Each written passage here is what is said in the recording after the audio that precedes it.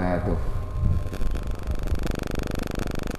Alhamdulillah wahdah, wassalatu wassalam ala man la nabiyya ba'dah, wa ala alihi wa ashabihi wa mawalah.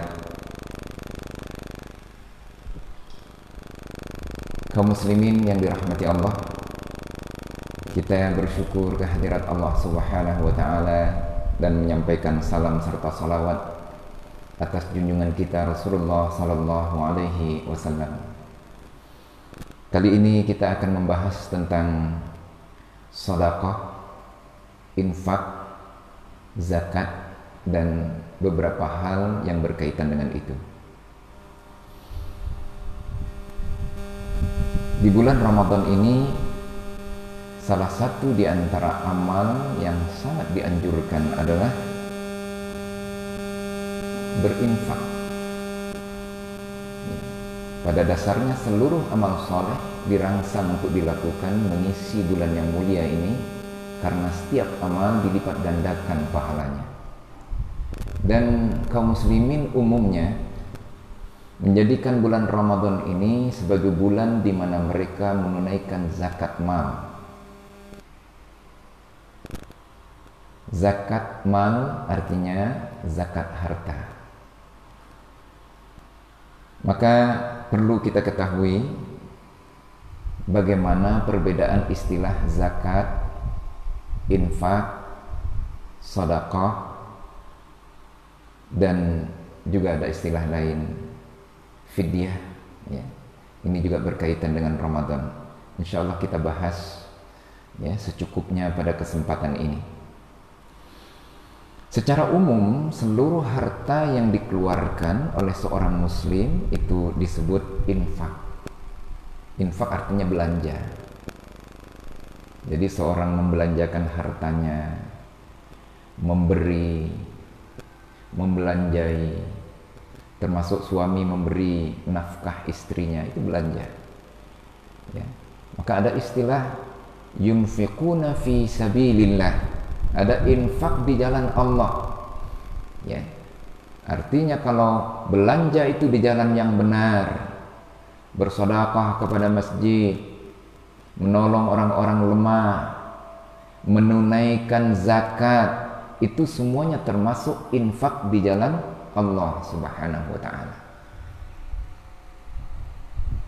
Ya. Tentunya ada juga infak yang bukan di jalan Allah.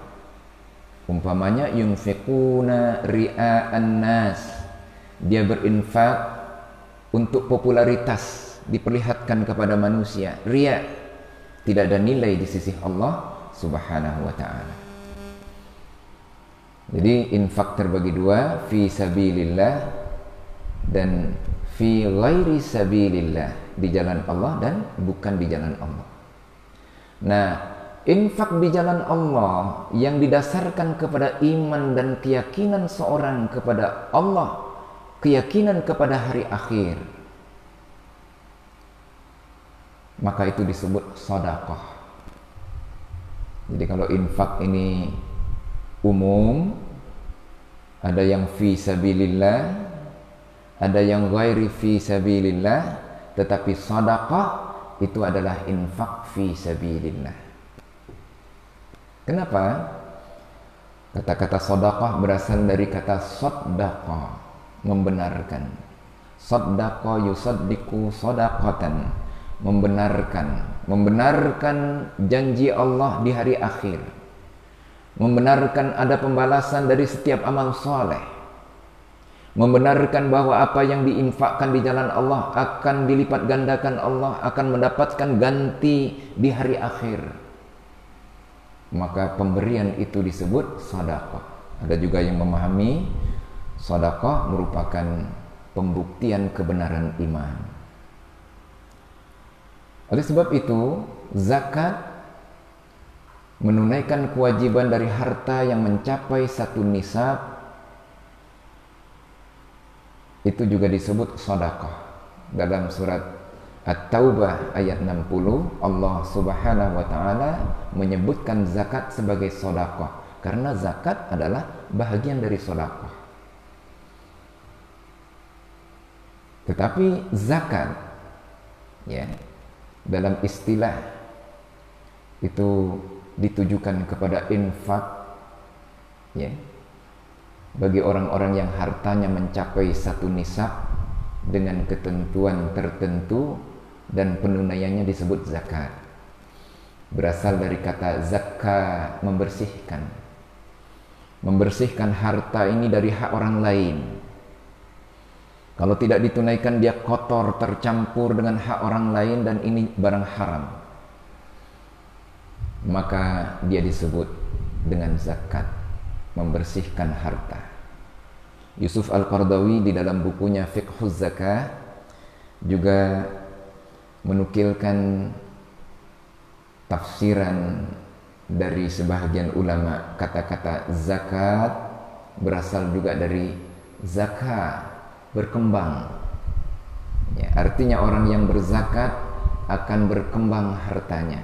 Karena prinsipnya sedekah itu adalah melipat gandakan hak milik kita, walaupun ya itu tidak semuanya ya didapatkan pada saat itu, ya. Tetapi dari berkahnya juga di dunia ini, orang yang menunaikan sedekahnya, berinfak di jalan Allah, apalagi berzakat, menunaikan kewajiban tentang hartanya, tidak akan berkurang hartanya itu. Nabi SAW dalam hadis yang diriwayatkan oleh Imam Muslim dari Abu Hurairah, ya, bahwa Rasulullah SAW bersabda, "Ma naqasa sadaqatan min malin wa ma zadallahu 'abdan bi'afwin illa 'izzah." Tidaklah akan berkurang, tidaklah akan mengurangi harta sedekah. Sedekah tidak akan mengurangi harta. Dan seorang hamba yang memaafkan tidak bertambah kecuali kemuliaan baginya. Dan tidaklah orang merendahkan diri di hadapan Allah. Kata-kata merendahkan di sini tawadhu, memposisikan diri sesuai dengan kadarnya di hadapan Allah, kecuali Allah angkat derajatnya. Nah, dalam hadis ini ada pernyataan dari Rasulullah SAW yang ini harus menjadi keyakinan kita. Tidak akan berkurang harta orang-orang yang bersedekah. Maka inilah yang diambil menjadi pengertian zakat berkembang. Maka orang-orang yang menunaikan zakat biasanya hartanya akan tumbuh berkembang dengan berkah Allah Subhanahu wa ta'ala. Kaum muslimin sekalian, ya, setelah kita tahu bahwa sedekah itu adalah infak di jalan Allah, infak yang didorong keyakinan membenarkan adanya balasan pada hari akhir, maka sedekah bisa kita katakan infak fi sabilillah. Maka sedekah ini terbagi kepada dua. Sedekah wajib itu adalah zakat, dan zakat ini khusus bagi orang-orang yang hartanya mencapai satu nisab. Orang yang hartanya mencapai satu nisab.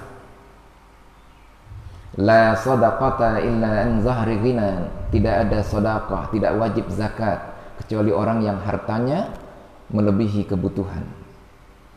Ya. Kemudian Islam memberikan batasan yang jelas. Ya. Siapa orang-orang yang wajib bersedekah itu dalam pengertian zakat dengan ukuran harta yang ditetapkan. Itulah yang kita sebut dengan nisab. Zakat harta nisabnya 85 gram emas umpamanya. Ya. Kalau zakat hewan ternak, ya, walaupun sekarang sudah jarang orang yang ternak, ya, dengan jumlah ternak yang membuat dia wajib zakat, kambing umpamanya 40 kambing, apalagi di kota-kota. Tapi di tempat-tempat tertentu di luar negeri, di Australia masih banyak, ya. Nah, sayangnya banyak non muslim di sana. Tapi kalau di tempat-tempat kaum muslimin, dia punya kambing 40 ekor, keluarkan 1 ekor kambing setiap tahun, ya. Begitu juga unta, mengkiaskan sapi dan sejenisnya 5 ekor, keluarkan 1 ekor kambing. Nah, ini nisab. Nisab itu ukuran batas kekayaan yang ditetapkan oleh syariat. Kemudian beberapa waktu yang lalu, ya, Ustadz Habib juga sudah membahas tentang zakat profesi. Ya, zakat profesi ini, ya, maksudnya, ya, syariat Islam tidak membatasi jalan usaha apa, ya. Kalau itu telah mengantarkan dia menjadi orang yang memiliki harta 1 nisab, maka dia keluarkan zakatnya. Akapnya sebagai, ya, medis, dokter, insinyur, ya, maka sama dengan profesi pedagang. Jumhur ulama mengembalikan nisabnya kepada nisab emas. Sementara ada yang mengkiaskan kepada zakat tani, ya, zakat pertanian. Nah, kalau zakat pertanian yang jadi standar, maka itu 10% atau 5%. Nah, kaum muslimin sekalian, pada bulan Ramadan ini yang ingin kami tekankan dalam pembahasan ini, bahwa kita dalam kondisi apapun, Ramadan ini kita bukan hanya menjalankan tugas-tugas rutin Ramadan seperti tahun-tahun lalu. Siang hari kita puasa dan menjaga puasa itu akan diterima oleh Allah sesuai dengan tuntunan syariat. Malamnya kita qiyamul lail, kita tadarus, infak, dan orang-orang banyak menunaikan zakat pada bulan Ramadan ini. Tapi selain itu, kita juga mendapatkan tugas untuk bersabar, berhati-hati, mensikapi musibah yang sedang melanda manusia umumnya, kaum muslimin khususnya. Dan mudah-mudahan Ramadan ini kita mempunyai pahala 2 kali lipat atau mendapatkan pahala tambahan dengan musibah macam ini. Mungkin ada yang bertanya, Ustadz, waduh, biasanya bisa tarawih ke masjid, sekarang masjid saya tutup. Insya Allah tidak mengurangi nilai. Karena ini adalah, ya, mengikuti arahan ulama, ya. Kita melakukan apa yang diperintahkan Allah Subhanahu wa taala. La taqfu ma laisa laka bihi ilmun. Jangan kamu menjatuhkan dirimu, ya. Wala tulqu bi aydikum ila tahlukah. Jangan kamu mencampakkan dirimu ke dalam kebinasaan. Haram hukumnya kita menjatuhkan diri dalam kebinasaan. Untuk melaksanakan itu, kita lakukan prosedur yang benar, bukan karena anti masjid, bukan karena kita malas. Orang-orang tertentu yang memang nggak biasa sholat jamaah, nggak biasa ke masjid, ya. Dan dalam kondisi ini pula terbuka peluang kita untuk menunjukkan kepedulian kita kepada sesama muslim, kepada sesama, ya, orang-orang yang terdampak musibah ini, hilang mata pencahariannya, sulit untuk mendapatkan kebutuhannya, uang habis, tabungan gak ada, biasanya masih bisa kerja. Seorang diwawancarai, Bapak, bagaimana perkembangan usaha? Wah, alhamdulillah sekarang, katanya, kalau biasanya saya paling dapat 100.000, saya sekarang dapat 5 juta. Kenapa? Karena jual motor, ya, nggak bisa narik lagi, jual motor, ya. Nah, orang-orang yang semacam itu, kita mulai dari orang-orang yang kita tahu, kita lihat kiri kanan, ya. Bagi bapak-bapak yang berkelapangan, bisa juga menyalurkan melalui lembaga-lembaga zakat, ya. Kalau di Lampung ini ada Lasnas Dewan Dakwah Islamiyah Indonesia, ya. Kesempatan untuk membuka, ya, lahan ibadah dengan kondisi semacam ini. Apa kata Allah di dalam surat Al-Balad? Falaqtahamal aqabah. Mereka tidak menempuh jalan mendaki itu. Memang jalan mendaki ini membuat orang ogah, susah. Kalau ada jalan mendaki, ada jalan rata, akan dipilih jalan rata, ya. Jalan yang membuat orang pengap, ngos-ngosan. Falaqtahamal aqabah. Wa ma adraka mal aqabah. Apakah jalan mendaki itu? Fakku raqabah, membebaskan orang-orang yang terbelenggu dengan perbudakan, memerdekakan budak. Nah, sekarang nggak ada budak, kecuali di Palembang ya. Ya, budak Palembang banyak. Bukan itu, tapi membebaskan orang dari kesulitan, dari perbudakan. Ya. Au it'amun fi yaumin dzi masghabah, atau memberi makan orang-orang yang kelaparan. Ya, yatiman dza maqrabah au miskinan dza matrabah. Anak-anak yatim yang ada hubungan kerabat, ya sanak famili kita. Mulai dari orang-orang yang kita tahu, yang kita kenal. Kita pastikan mereka jangan sampai terlantar kalau kita punya kemampuan. Atau orang-orang yang sampai makan tanah. Saya lihat ada ibu-ibu ya yang tertangkap di kantong yang dibawanya ternyata ada ayam. Ya, kalau berita ini benar, sampai orang mencuri ayam. Dan itu karena lapar, bahwa kondisi ini menuntut orang-orang yang mampu. Jangan takut miskin. Boleh jadi kalau orang-orang yang diberi kelapangan ini adalah ujian untuk mereka, lalu mereka membuktikan taatnya kepada Allah, saling menolong, melaksanakan perintah Allah. Allah Subhanahu wa taala, wa ta'awanu 'alal birri wat taqwa. Tolong menolonglah dalam perbuatan baik dan takwa. Setelah membuktikan itu, Allah kabulkan doa mereka, diangkat wabah. Nanti solusi, sedekah akan mendatangkan berkah, akan menolak bala. Ya. Karena intinya adalah Allah yang mengatur semuanya. Ya. Selain kita berikhtiar secara ilmiah sesuai dengan pengetahuan yang Allah berikan kepada kita. Kembali kepada pembahasan kita tentang zakat. Ya. Zakat profesi, ya, perlu kita ketahui bahwa ya, semua profesi tidak luput dari kewajiban zakat kalau hartanya mencapai satu nisab. Kapan kita harus menghitung nisab zakat itu? Ya. Kalau ada pertanyaan macam itu, ya, nisab zakat itu adalah dari kelebihan kebutuhan pokok. Nah, ini sebagai ilustrasi saja.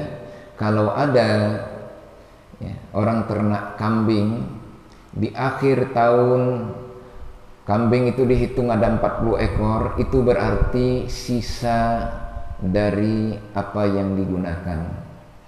Mungkin ya beberapa bulan dia ternak kambing, setelah kambingnya agak berkembang, ya ada yang dijual beli makanan, ada yang dijual lagi bulan depan, ada yang dijual lagi. Yang dijual tidak dihitung kalau itu untuk kebutuhan. Ya. Wa yas'alunaka madza yunfiqun. Mereka bertanya apa yang harus diinfakkan. Qulil afwa, katakanlah lebih dari kebutuhan. Maka ya, ukuran nisab ini bukan dari seluruh pendapatan. Kalau pegawai negeri seluruh pendapatannya ya umpamanya mencapai ya nilai 100 gram emas, wah besar itu. Tapi itu belum dipotong kebutuhan. Gaji tiap bulan selama 1 tahun dijumlahkan nilainya sama dengan 100 gram emas. Tapi setelah dipotong tinggal 50, dia tidak wajib zakat, tapi infak saja karena dia punya kelebihan. Kadang-kadang ada orang yang tidak mau repot. Mereka bertanya, "Ustaz, kami ini karyawan. Alhamdulillah kalau sekadar untuk kebutuhan biaya sekolah anak-anak, ya kami masih bisa nabung. Gimana kalau kami punya prinsip setiap bulan kami keluarkan 2,5% dari hasil itu, toh kami juga masih lapang. Kami berniat ini adalah cicilan zakat saya. Kalau saya termasuk wajib zakat, maka sebanyak apa zakat saya, dari sinilah dia keluarkan 2,5%. Kalau saya tidak termasuk wajib zakat, ini adalah infak dan sedekah saya. Dia keluarkan dengan niat berzakat, maka insya Allah tidak apa-apa. Zakat boleh disegerakan. Nah, kan himbauan majelis ulama, himbauan tokoh-tokoh agama kita, bulan Ramadan ini karena banyak yang perlu, ya, infak dan sedekah disegerakan. Nah, kembali kepada perbedaan dari infak, sedekah, zakat sudah kita bahas, ya. Infak adalah belanja umum. Ada yang fi sabilillah, ada yang ghairu fi sabilillah. Ya. Kemudian sedekah adalah infak fi sabilillah, termasuk zakat. Maka sedekah ini terbagi kepada dua, wajib dan sunat. Yang sunat kapan saja kita ada rezeki kita bisa menolong, infak, sedekah. Kalau sahabat nggak hitung-hitung. Siapa yang mau berinfak ada keperluan, saya seluruh harta saya, itu sahabat. Karena mereka yakin dengan sabda Rasul, tidak akan miskin orang yang sedekah. Kalau belum bisa yakin jangan. Ya, habis sedekah, ya, kita punya uang 5 juta, sedekah 5 juta, nyesel. Kenapa? Ya, belum yakin. Keyakinan itu juga tentunya ditunjang oleh ilmu. Rasulullah tidak membolehkan. Kalau kamu sedekahkan semua, kata Rasul, untukmu mana lagi? Cukup Allah dan Rasul, itu kata Abu Bakar. Bagi saya cukup Allah dan Rasul. Maka kata Rasul, separuh saja. Kaum muslimin sekalian, kemudian tadi, ya, ada juga kita sebut, ya, fidyah. Di bulan Ramadan ini ada orang-orang yang tidak berpuasa karena kondisi tertentu. Allah Subhanahu wa taala menyatakan, wa 'alal ladzina yutiqunahu fidyatun ta'amu miskin. Orang-orang yang tugas puasa ini berat baginya. Mungkin karena sudah terlalu tua, ada juga yang hamil, ada juga yang karena kondisi tertentu, ya, berpulih dari sakit, ya, sudah sehat tapi masih lemah.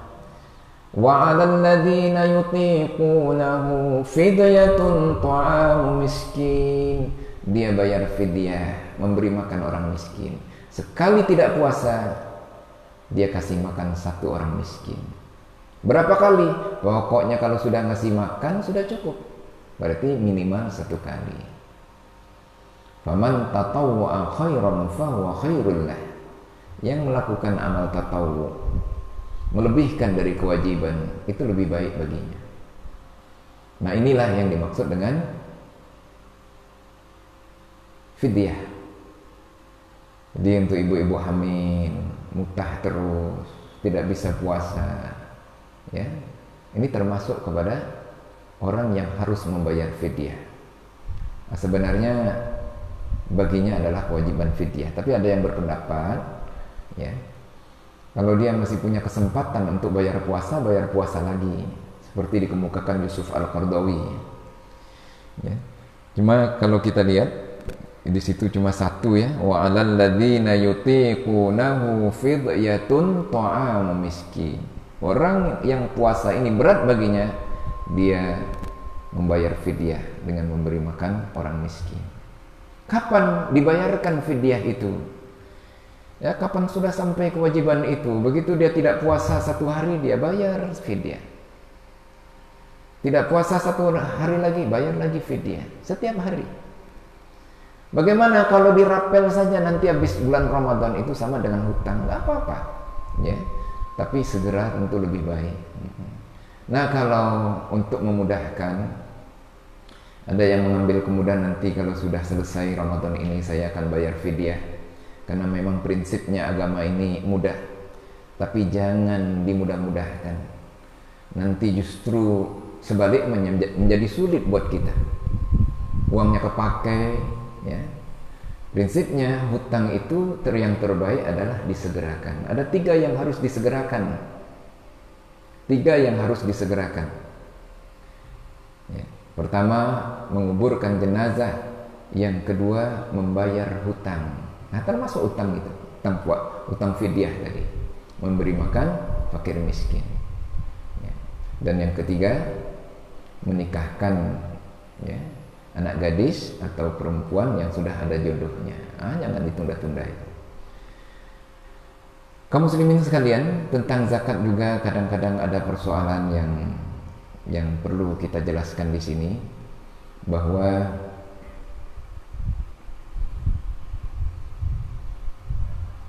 kadang-kadang hartanya cukup 1 nisab. Kalau dihitung harta kekayaannya cukup 1 nisab, tetapi sebagian ada di tangan orang. dipakai, dipinjam oleh orang lain untuk modal. Ya. Maka sebagian ulama memberikan solusi, harta yang ada di tangan orang yang kita tidak bisa pastikan kapan akan dikembalikan. Kalau di tangan orang, orangnya ini bank, ya, ada di bank, ya itu sama dengan harta kita dalam simpanan. Tapi di tangan orang dipakai usaha, bahkan usahanya juga bangkrut, boleh tidak dihitung dan dihitung yang tersisa.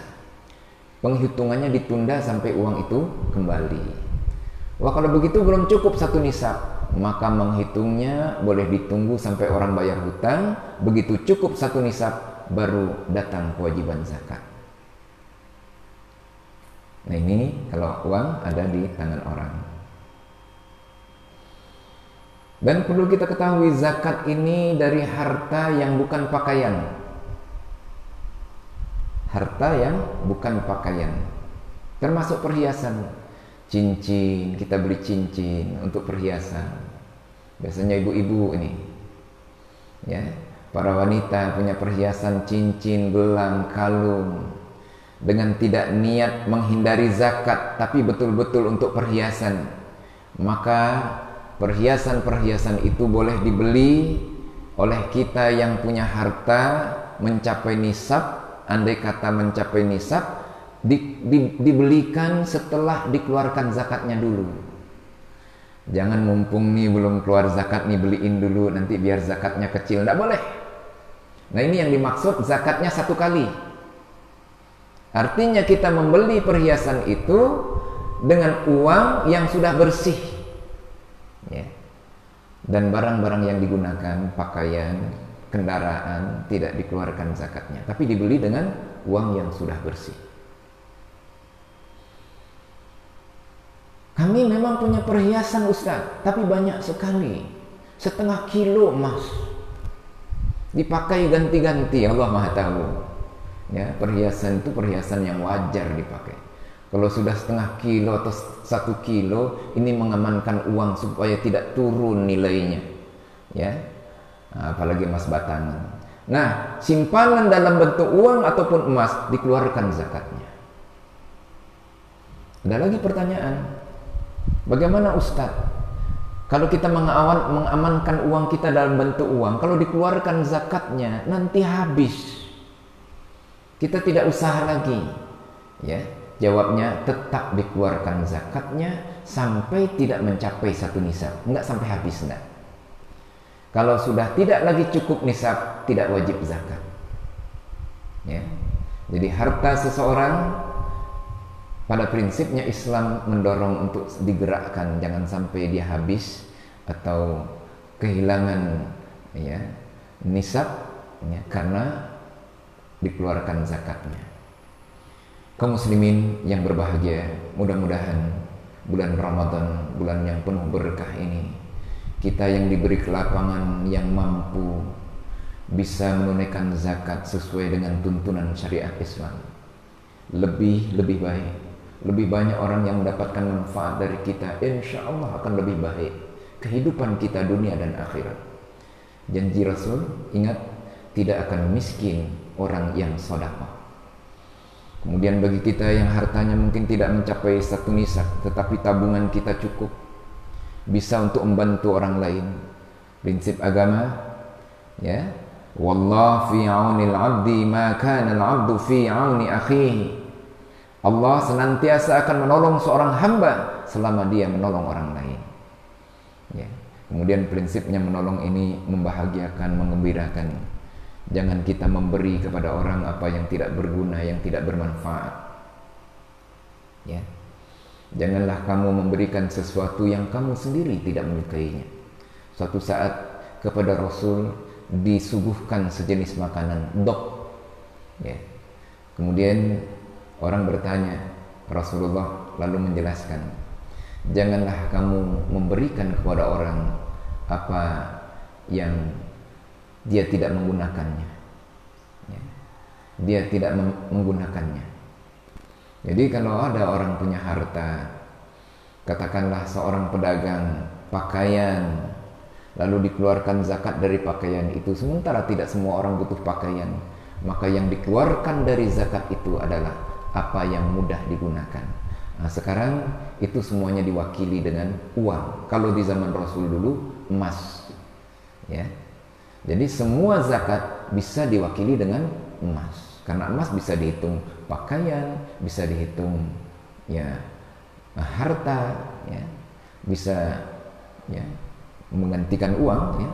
Kemudian juga bisa menggantikan bermacam-macam termasuk hasil tani, ya, bisa dibayarkan dalam bentuk uang. Selain itu terakhir, insya Allah yang umumnya ditunaikan di akhir Ramadan, zakat fitrah.